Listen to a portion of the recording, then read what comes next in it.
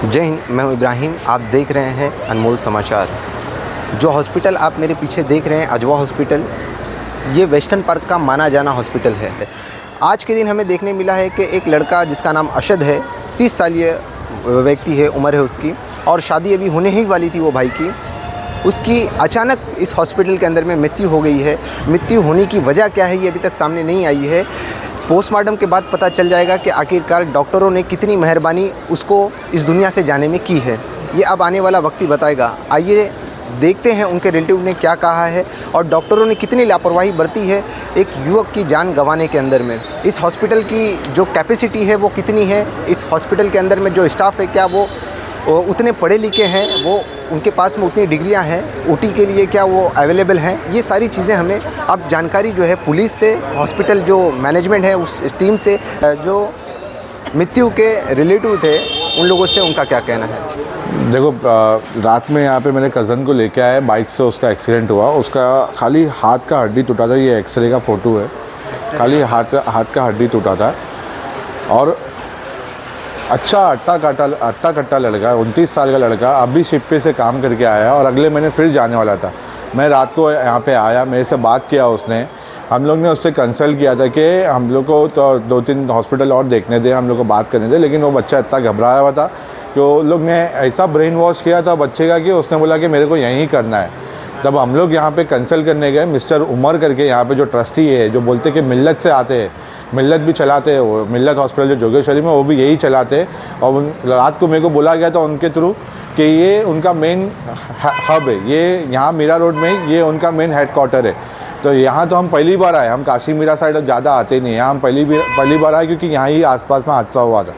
तो जब हम रात में मैं यहाँ पे आया तो मिस्टर उमर जो है यहाँ पे, जो डॉक्टर के डैडी है, वो उन्होंने हमको बोला कि देखो 60,000 होगा, दूसरे हॉस्पिटल जाएंगे तो 1 से 90,000 1 लाख तक जाएगा।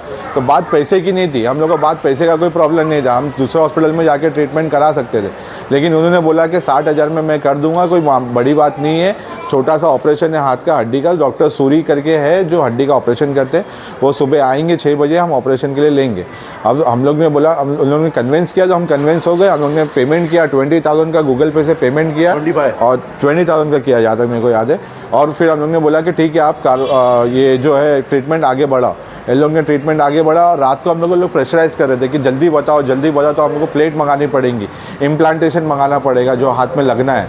तो हम लोग को ऐसा था कि रात के टाइम पे और जाएंगे किधर, और रात को किधर लेके भटकेंगे, और बच्चे को हाथ पे लगाए, कहीं अगर गाड़ी में लेके गए और कुछ हो गया, स्वेलिंग आ गई, क्योंकि ये लोग ये भी बोल रहे थे कि जल्दी बताओ तो हाथ में स्वेलिंग आ गई या हाथ अगर सूज गया उसका तो उसको ज़्यादा पेन होगा और बाद में ऑपरेशन करने में और तकलीफ़ होगी। तो हम लोगों ने जल्दी में बोले कि ठीक है, ट्रीटमेंट आगे बढ़ाओ आप। अब ट्रीटमेंट आगे बढ़ाने में 6 बजे लोग ऑपरेशन के लिए लेके गए। वो बच्चा हम लोग से बात करके गया। अंदर जाके उन लोग बोलते कि एनेस्थीसिया दिए उन लोग ने, एनेस्थीसिया ओवरडोज हुआ है, क्या हुआ है हम लोगों को पता नहीं। वो लोग बोलते कि उसके बाद उसका बीपी लो हो गया और उसके हार्ट बीट्स कम होने लगे। अब हम लोग तो ऑपरेशन थिएटर के बाहर खड़े 2 घंटे से, लोग अंदर क्या कर रहे थे हम लोग को नहीं पता है और ना कोई जवाब देने को तैयार है। खाली यही चीज़ बोल रहे कि ऊपर वाले के हाथ में, ऊपर वाले के हाथ में। बच्चा अच्छा खासा गया, कैसे ऊपर वाले के हाथ में हो गया? हाथ में इनके था बच्चा। तो वो मेरे को जानना है, इसके लिए हम ये हॉस्पिटल पे केस फाइल कर रहे हैं ताकि आज हमारे बच्चे के साथ हुआ, कल कोई और बच्चे के साथ ना हो। और हमको इसकी पूरी डिटेल चाहिए, ऑटोप्सी रिपोर्ट की पूरी डिटेल चाहिए। अभी फ़िलहाल बॉडी को हम तेम्बा हॉस्पिटल लेके गए पोस्टमार्टम के लिए, तो हमको वहाँ से भी रिपोर्ट चाहिए कि एग्जैक्टली हुआ क्या था। पेन ज़्यादा हो रहा है उसका, और कुछ नहीं। बोन फ्रैक्चर हो गया तो पेन तो हो गया। तो अभी जिस तरीके से उसको ऑपरेशन थिएटर ले गए तो भी वो चल के गया, वो बात भी इस पे किया। और उसके बाद ऑपरेशन थिएटर के अंदर जाने का तो बोलते हैं कि ऊपर वाले के हाथ में, और अचानक से उसका बॉडी नहीं निकलने लगी। बात की बात है, लेकिन जब वो गिरा ना तो उसको बस हाथ में ही फ्रैक्चर था। ये फ्रैक्चर हो ना तो इंसान को पता चलता है कि यहाँ से क्या प्रॉब्लम है।